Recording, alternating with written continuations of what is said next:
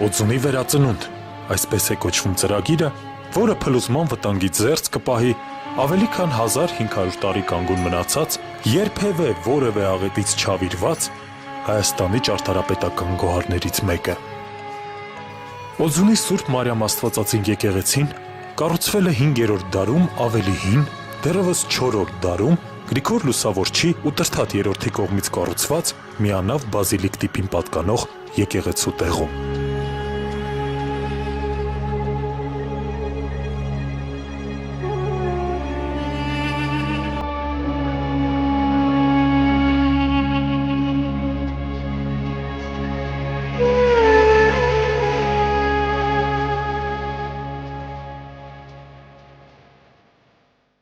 Դրանից շատ ավելի վաղ, դեռևս առաջին դարում, օձուն է եկել Քրիստոսի 12 աշակերտներից մեկը, Թովմասը, և քրիստոնեություն քարոզել։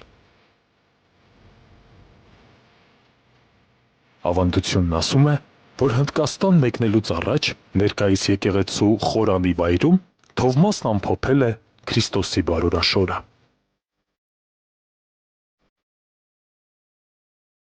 Խորհրդային ժամանակաշրջանում եկեղեցին համարվել է վթարային շինություն և 80-ականներին սկսվել են նրա հիմնանորոգման աշխատանքները, սակայն ԽՍՀՄ փլուզման հետ միասին դրանք դադարեցվել են։ Եվ միայն 2011 թվականի վերջին է սկիզբ դրվել Հովհաննես Իմաստասեր կաթողիկոս Հոզնեցի բարեգործական հիմնադրամի կողմից իրականացվող Օձունի վերածնունդ ծրագրին։ Հիմնադրամը եկեղեցու վերականգնման հետ մեկտեղ կարևորում է նաև այս բացառիկ սրբավայրի վերաբերյալ հասարակության իրազեկության բարձրացումը։ Այդ նպատակին է ծառայում նաև չբացահայտված Օձուն ֆիլմաշարը,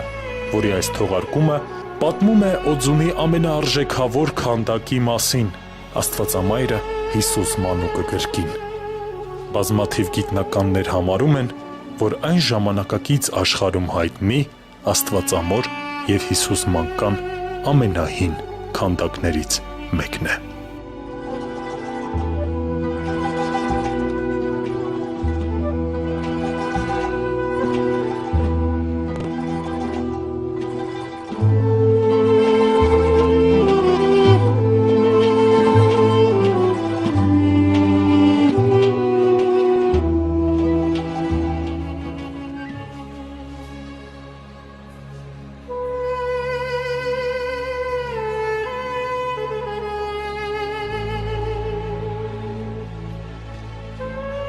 Օձունի եկեղեցու ներսում, հյուսիսային պատի մեջ, ավանդատնից 130 սանտիմետր դեպի արևմուտք գտնվում է մկրտության խաչաձև ավազանը, փորված վերևից կամարաձև խորշի հատակին։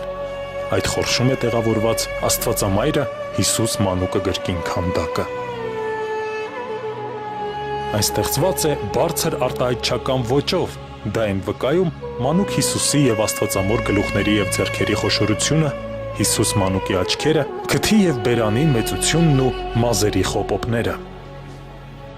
Բարձրաքանդակը չափերով և ձևով հարմարեցված է մկրտության ավազանի որմնախորշին, կլորացված և կարճեցված է վերևի կողմից։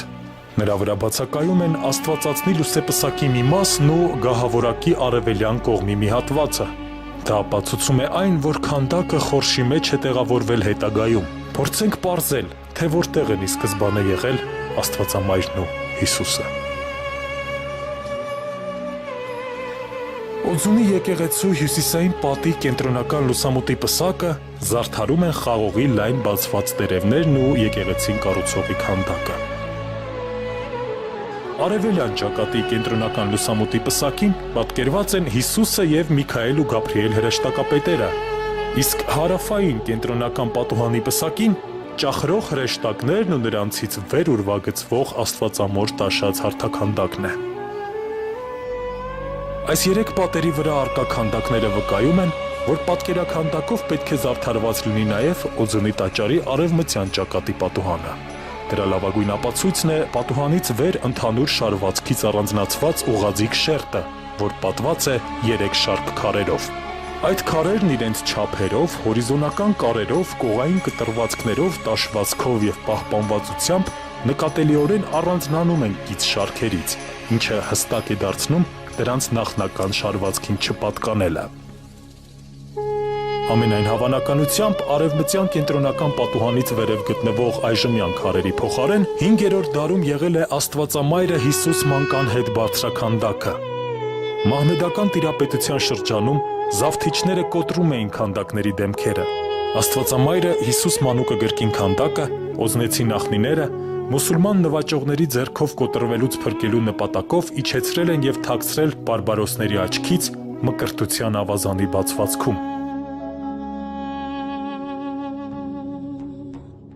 Եթե նկատի ունենանք, որ մարդկանց հոսքն եղել է արևմտյան կողմից, քանի որ այդ կողմում է գտնվում գլխավոր մուտքը, ապա միանշանակ է, որ այն զարդարված է եղել բարձրարվեստ եւ աչքի ընկնող քանդակով։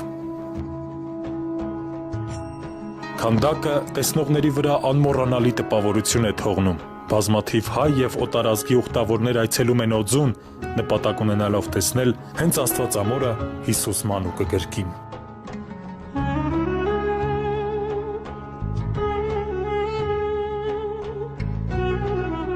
Աստվածամայրը բազմած է թագավորական գահին,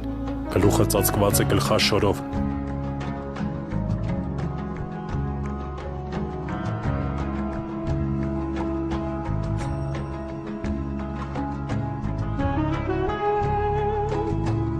Ամբողջ մարմինը ծածկող թիկնոցի տակից երևում է նրբաճաշակ շրջազգեստը։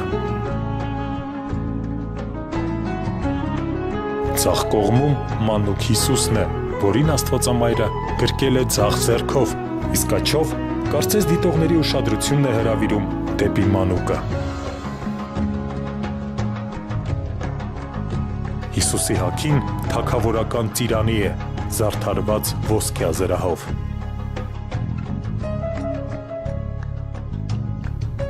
Օձունի Աստվածամայրը Հիսուս մանուկը գրքին քանդակը միջնադարում մեծ ազդեցություն է գործել նմանատիպ քանդակների եւ որմնանկարների ոճի վրա ամբողջ տարածաշրջանում։ Չբացահայտված օձուն ֆիլմաշարի հաջորդ թողարկումները կշարունակեն ներկայացնել Հայաստանի ամենաառեղծվածային սրբավայրերից մեկի՝ Օձունի եկեղեցու գաղտնիքները։